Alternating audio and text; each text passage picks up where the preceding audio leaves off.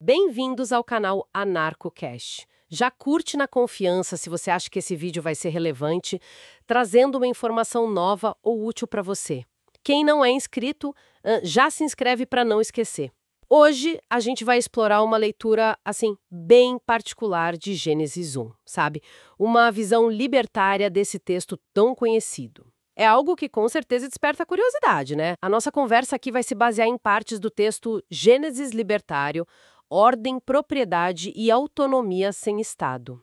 O nosso objetivo é mais entender os argumentos dessa fonte, como ela faz essa ponte entre a criação e ideias de liberdade, propriedade, ordem sem Estado. Então vamos tentar desempacotar isso. Então, o primeiro argumento que essa fonte traz é a criação como um tipo de ordem espontânea. A ideia de que as coisas podem se organizar, digamos, naturalmente, sem uma força central mandando em tudo. Como é que a fonte desenvolve isso a partir de Gênesis 1? Vai além de só não ter força bruta ali. Olha, o fascinante, segundo essa leitura, é que a ordem em Gênesis não vem da força da dominação. Ela surge do comando divino que estabelece, leis e distinções na realidade. A fonte liga isso a pensadores como o Hayek, né? Que falava muito sobre como a ordem social complexa pode surgir sem um plano central. Então, a narrativa da criação, com aquela lógica, aquela progressão, é vista como um protótipo das leis naturais, tanto físicas quanto morais, que funcionam sem precisar de um governo humano, sabe? Entendi. Essa ideia de ordem sem coerção. Bom, isso já puxa outro ponto forte da fonte. Gênesis 1, 26. O ser humano, criado à imagem de Deus, com domínio sobre a terra. A fonte conecta isso direto com autopropriedade. Como é feita essa ligação? Tem a ver com razão, livre-arbítrio, essas coisas? Exatamente. Para essa leitura libertária, ser a imagem de Deus significa ter atributos como razão, consciência moral, livre-arbítrio. E isso seria a base da autonomia de cada um. Daí vem a autopropriedade, o direito que cada pessoa tem sobre si mesma, e o domínio sobre a terra. Bom, aí a interpretação vai na linha do Locke, né? Aquela ideia de que a propriedade legítima vem quando você mistura seu trabalho com a natureza.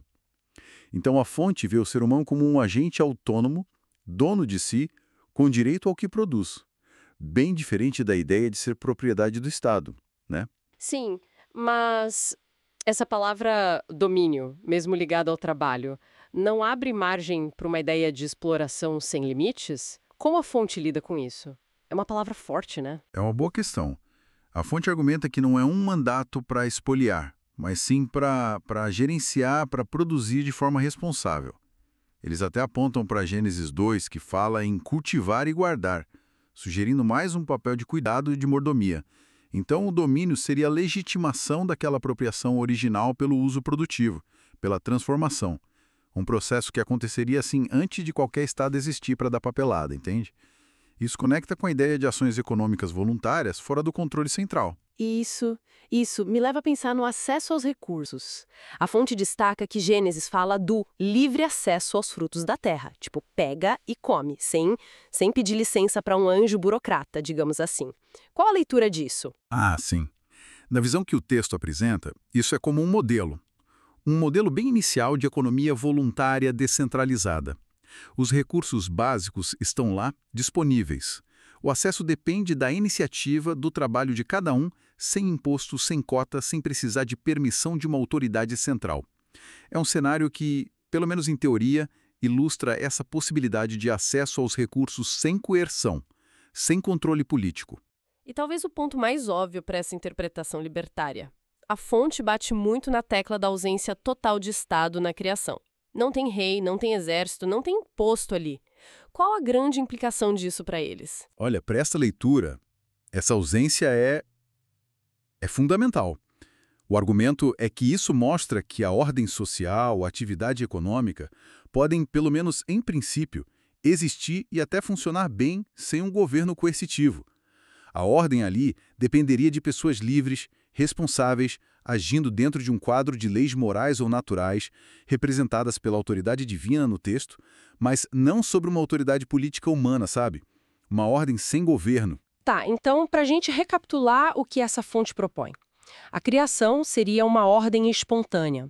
A imagem de Deus daria a base para a autonomia moral e autopropriedade. O mandato de domínio validaria a propriedade pelo trabalho. Os frutos da terra seriam um exemplo de acesso voluntário e a ausência de Estado mostraria que é possível ter ordem sem governo coercitivo. É isso. Exatamente. Nessa ótica libertária que a gente está analisando, Gênesis 1 vai além do religioso, né?